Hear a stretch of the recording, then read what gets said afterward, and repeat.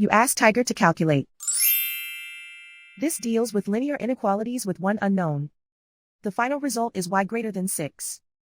Let's solve it step by step. Group all constants on the right side of the inequality. Add 4 to both sides.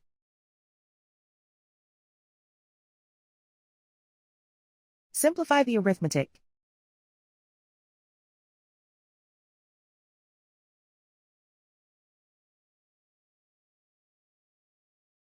Isolate the y.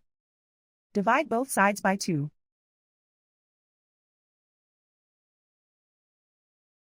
Simplify the fraction.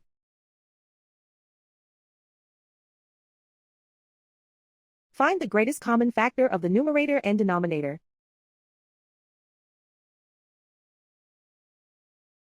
Factor out and cancel the greatest common factor.